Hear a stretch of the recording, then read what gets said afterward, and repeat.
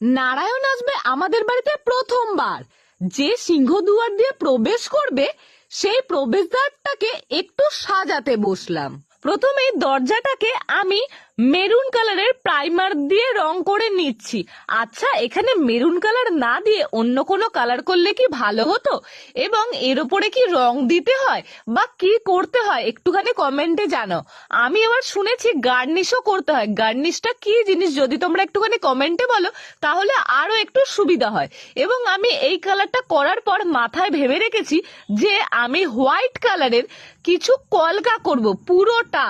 এবং এইখানে কলকা করলে কি ভালো হয় নাকি অন্য কোনো ডিজাইন দিলে বেশি ভালো হয়? আর এর ওপর কি রং করা উচিত নাকি এর ওপরেই কলকা যেটা করব ভেবে রেখেছি সেটাই করব? আমি না অনেক কিছু কনফিউশনে আছি এবং এই কোশ্চেনের অ্যান্সার গুলো খুঁজে পাচ্ছি না, তাই তোমাদের কাছে জিজ্ঞাসা করতে চলে আসলাম। তোমরা যদি একটুখানি হেল্প করো তাহলে আমার অনেকটা হেল্প হয়। এবং কথা বলতে বলতেই আমার কিন্তু একদম শেষের দিকে প্রাইমার লাগানো হয়ে এসছে।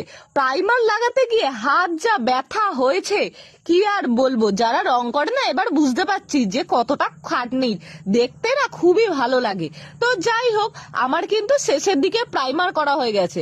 এরপরের দিন আমি চেষ্টা করব অন্য কিছু করার, কিন্তু কি করব সেটাই তো আমি বুঝতে পারছি না। আর দেখো তো কেমন লাগছে প্রাইমার করে দরজাটাকে। প্রথমে কিরকম লাগছিল, আমার তো মনে হচ্ছে এটাকেই রেখে দিই, কারণ পুরো মনে হচ্ছে যেন নতুন দরজা। যাই হোক, আজকের ভিডিও এতটুকুই। আবার দেখা হচ্ছে নেক্সট ভিডিওতে এবং তোমাদের কমেন্ট অনুযায়ী আমি এই দরজাটাকে আবার সাজাতে বসবো। তো বাই বাই।